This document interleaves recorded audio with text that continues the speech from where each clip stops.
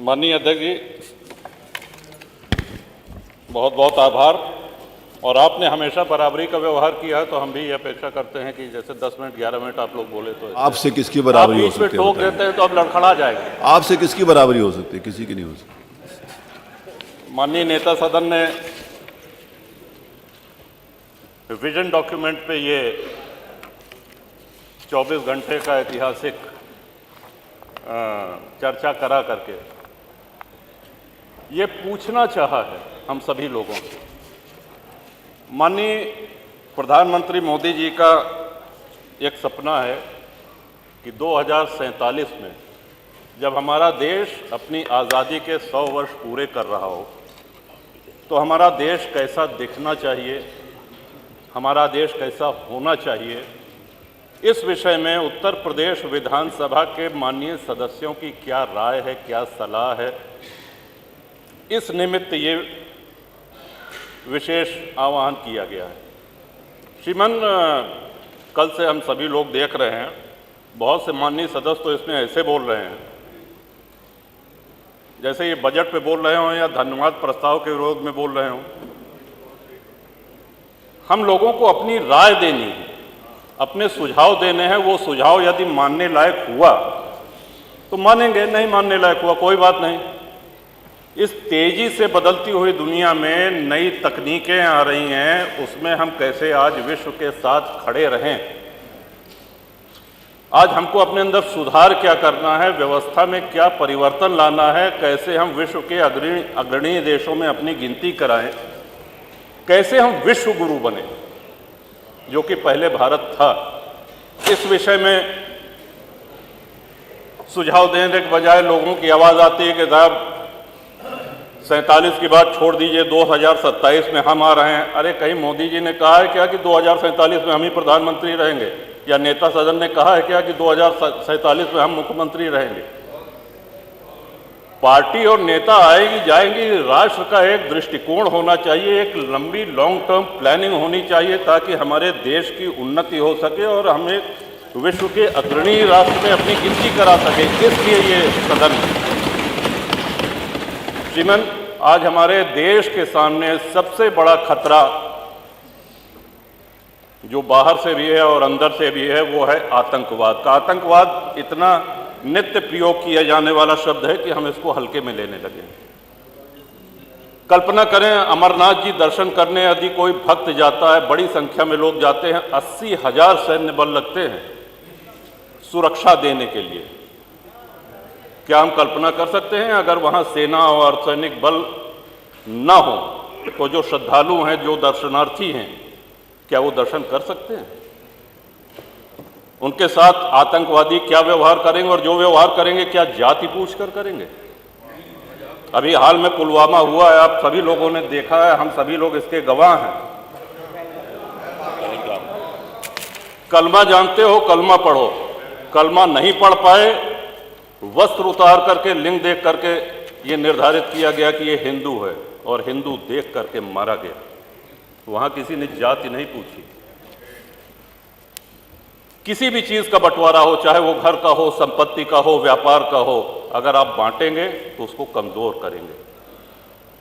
श्रीमान, भारत सबसे बड़ा विश्व का आबादी वाला देश है, सबसे बड़ा लोकतंत्र है, और इसका बहुत बड़ा श्रेय इसमें जाता है कि बहुसंख्यक हिंदू समाज यहां रहता है। जिन देशों में संविधान लागू है, विश्व के जिन देशों में संविधान लागू है, जहां राजतंत्र है, सुल्तान है बैठे या कोई तानाशाह है, उसकी हम बात नहीं कर रहे हैं। जिन देशों में संविधान लागू है, समय के साथ देश काल परिस्थिति के अनुसार संविधान में संशोधन होते रहते हैं। लेकिन जिन देशों में संविधान लागू है, क्या कहीं उसका प्रियम्बल, क्या कहीं उसकी प्रस्तावना बदली गई है? विश्व में एक भी देश ऐसा नहीं है जहां प्रस्तावना ही उठा के बदल दी जाए। संविधान शिल्पी बाबा साहब अंबेडकर, संविधान सभा के अध्यक्ष बाबू राजेंद्र प्रसाद, पंडित जवाहरलाल नेहरू, सरदार पटेल, सरोजनी नायडू जी, कृपलानी जी, ऐसे ऐसे विद्वानों ने मिलकर के हमारे संविधान की रचना करी और उसकी प्रस्तावना को ही 1976 में इमरजेंसी में, आपातकाल में, एक झटके में, जब देश में लोकतंत्र नहीं था, बदल दिया गया। श्रीमान बाबा साहब अंबेडकर उस वैद्य की तरह हैं जो एक बहुत बड़ा वैद्य कोई औषधि दे। अब आप पहुंच जाइए बीच में कि नहीं साहब इनसे बड़े तो हम वैद्य हैं, इन्होंने क्या कहा, ये गर्म पानी के साथ लेना है, गर्म नहीं ठंडे दूध के साथ लो। कहने इसमें क्या है, कहने इसमें अदरक मिला दो, इसमें क्या है, लहसुन प्याज मिला दो। तो जो वैद्य ने दवा दी है उसकी तो ऐसी तैसी हो गई। इतने बड़े, और 2047 में सबसे जरूरी है भारत की जनता को जागरूक करना। लोकतंत्र के साथ जब भी कुठाराघात होता है, जब भी उपहास होता है लोकतंत्र का, जनता को बोलना पड़ेगा, बोलना पड़ता है। नेता कितना भी मजबूत हो, राष्ट्र कितना भी मजबूत हो, लेकिन राष्ट्रवासी वो जागरूक हों, मुखर हों। और इसके पीछे शिक्षा प्रणाली एक बहुत बड़ा कारण है। मैकाले की शिक्षा प्रणाली ने हमको हीन भावना सिखा दी है। आज हमारे गुरुकुल बंद हो गए हैं। धीरे धीरे ये प्रयास हो रहा है कि हमारा गौरवशाली इतिहास आज हमारे बच्चों तक पहुंचे और उसके लिए इंटरनेट जैसी कई सुविधाएं उपलब्ध हैं। श्रीमान भारत में लगभग हर प्रमुख धर्म का व्यक्ति रहता है। हिंदू हैं, मुसलमान हैं, सिख हैं, ईसाई हैं, लेकिन किसी भी जैन हैं, किसी भी अन्य धर्मानुयायी के धर्म स्थल से पैसा नहीं लिया जाता है। कहीं आपने सुना है मस्जिद से पैसा ले रही है सरकार, चर्च से पैसा ले रही है सरकार? लेकिन 4 लाख के ऊपर हिंदू मंदिर ऐसे हैं जो सरकारी नियंत्रण में है और सरकार चढ़ावे का पैसा उनसे लेती है। जो भक्त जाता है, जो दर्शनार्थी जाते हैं, वो ईश्वर के प्रति अपना समर्पण करते हैं। सरकारी नियंत्रण मंदिरों पर से हटना चाहिए। आपके माध्यम से, इस सदन के माध्यम से अपनी ये बात पहुंचाना चाहेंगे श्रीमान। और हमारा स्पष्ट मानना है, लोगों ने जापान की तुलना करी कि साहब जापान कभी किसी का गुलाम नहीं रहा, और जापान हो, यूरोप के कई देश हों, उनके साथ सबसे बड़ा फायदा जानते हैं क्या है? उन्होंने अपने आस्तीन में सांप नहीं पाले हुए हैं। हमारे आस्तीन में इतने सांप हैं कि हम अपने घर के सांपों से लड़े कि बाहर के दुश्मनों से लड़े। आपका इशारा हो गया श्रीमन, 2 मिनट। बहुत अच्छे हो, इशारा समझते हो। अंग्रेज जब भारत में आए उसके पहले हमारी जीडीपी विश्व की जीडीपी के 30% से अधिक थी। पूरा व्यापार हम करते थे, और जब गए तो लगभग 1-1.5% बचे थे। हम कंगाली पे आ गए थे।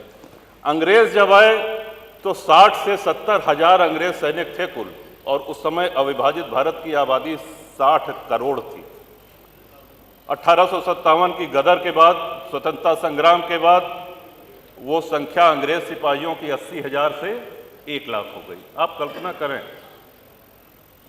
60 करोड़ लोगों पर 1 लाख अंग्रेज सैनिक हुकूमत करते रहे, हमारा खून चूसते रहे। क्यों? क्योंकि हम मौन रहे, हम निष्क्रिय रहे।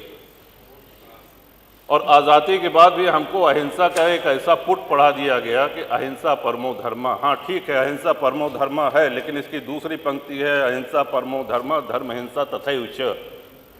इन्हीं शब्दों के साथ आपका आभार व्यक्त करते हैं श्रीमन। और कुंभ की चर्चा आई तो कुंभ में मैंने प्रवास किया श्रीमन।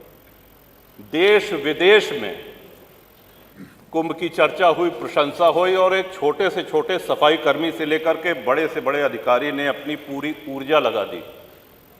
मैं समझता हूं कि इतने बार तुम माननीय नेता सदन गोरखपुर नहीं गए होंगे जितनी बार प्रयागराज गए हैं। सुबह न देखा न शाम देखा, हमेशा पहुंचते रहे। और अद्भुत व्यवस्था, 60 करोड़ के ऊपर श्रद्धालुओं ने पतित पावनी मां गंगा में स्नान किया। इतना बड़ा जमावड़ा सनातनियों का, लेकिन कहीं ये नारा सुनने को मिला कि साहब इस मजहब के, इस धर्म के लोगों को हम नहीं रहने देंगे। कहीं किसी दूसरे धर्म, किसी दूसरे मजहब के किसी धर्म स्थल को कोई नुकसान पहुंचाया गया? एक नारा कहीं लगा?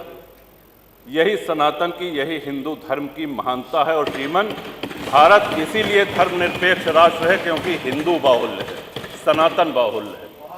हम 2047 में विजन में जो योगदान देना चाहते हैं, हम इस महान सदन के आदरणीय सदस्यों के माध्यम से जो सलाह पहुंची है, उस सलाह में अपनी अंतिम एक बात अवश्य जोड़ना चाहेंगे कि कृषि भूमि हमारे देश में कम हो रही है, नगरों का, गांवों का निर्माण हो रहा है, प्लॉटिंग हो रही है, सड़कें निकाली जा रही हैं, हमारी आबादी बढ़ रही है, लेकिन हमारी कृषि भूमि में कमी हो रही है। इस चिंता को भी ध्यान में रखें और इस सदन के माध्यम से माननीय जो नीति निर्धारक हैं, जो केंद्र में बैठे हैं, आदरणीय प्रधानमंत्री जी, वो भी अवगत हों। आपने अवसर दिया, बहुत बहुत धन्यवाद। माननीय नेता प्रतिपक्ष।